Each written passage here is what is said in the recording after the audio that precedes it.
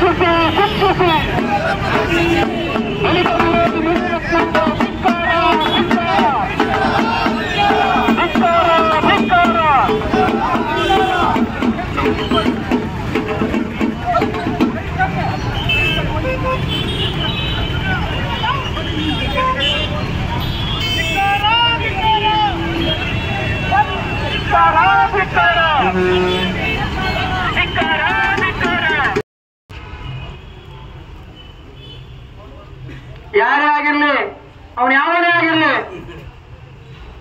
ಅವನಿಗೂ ಒಂದೇ ಓಟಿನ ಹಕ್ಕಿರೋದು, ನಮಗೂ ಇರೋದು ಒಂದೇ ಓಟಿನ ಹಕ್ಕು.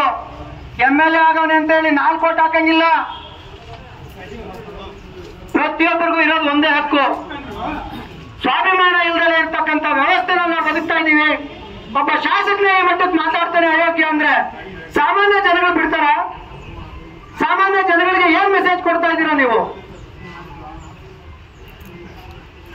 ಬೆಳಿಗ್ಗೆ ಇದ್ರೆ ಈ ಕ್ಷೇತ್ರದಲ್ಲಿ ಆ ಕ್ಷೇತ್ರದಲ್ಲಿ ಎಲ್ಲರೂ ಬೈಯಕ್ ಶುರುವಾದ್ರೆ, ಎಲ್ಲರೂ ದಂಗೆ ಹೇಳಕ್ ಶುರುವಾದ್ರೆ ಎಲ್ಲಿ ಹೋಯ್ತದೆ ನಮ್ಮ ಆಡಳಿತ, ನಮ್ಮ ಪ್ರಜಾಪ್ರಭುತ್ವ ವ್ಯವಸ್ಥೆ? ಮತ್ತೆ ನಮ್ಮನ್ನು ರಕ್ಷಣೆ ಮಾಡೋರು ಯಾರು? ಅವನ್ನ ಶಾಸಕ ಸ್ಥಾನದಿಂದ ವಜಾಗೊಳಿಸಬೇಕು. ವಜಾಗೊಳಿಸಲಿಲ್ಲ ಅಂತಂದ್ರೆ ಹೋರಾಟವನ್ನ ತೀವ್ರತೆಗೊಳಿಸಬೇಕು ಅಂತ ಹೇಳ್ಬಿಟ್ಟು ಒಂದು ದೃಢ ನಿರ್ಧಾರವನ್ನ ನಾವು ತೆಗೆದುಕೊಂಡಿದ್ದೀವಿ.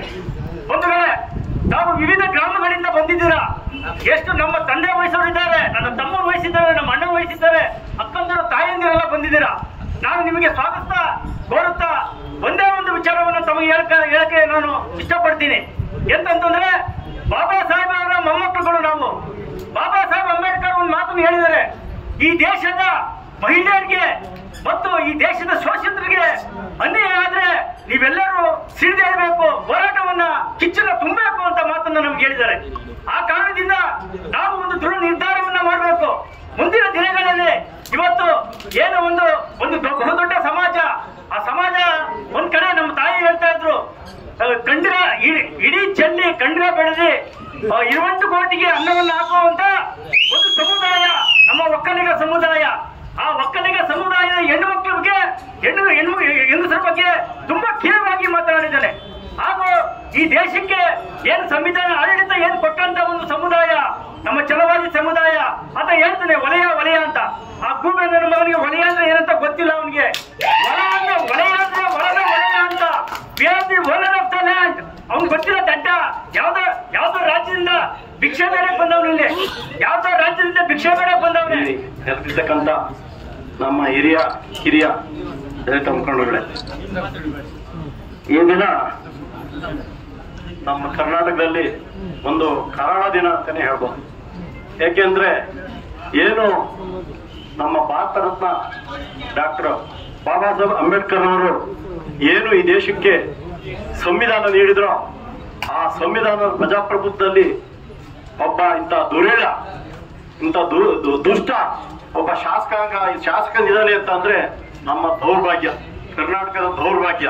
ಯಾಕೆಂದ್ರೆ ಇವನು ವಲಸಿಗ, ಎಲ್ಲಿಂದಲೂ ಇವನಿಗೆ ಸಂಸ್ಕೃತಿ ಇಲ್ಲ, ಅಕ್ಕ ತಂಗಿನಿಲ್ಲ, ಹೆಂಡತಿನೂ ಇಲ್ಲ ಅನ್ನಂಗೆ ಕಾಣ್ತದೆ. ಇವರು ಒಬ್ಬ ಬಿಂಡುಗವಿ ಅನ್ನಂಗೆ ಕಾಣ್ತದೆ ಮೋಟ್ಲಿ. ಯಾಕೆಂತಂದ್ರೆ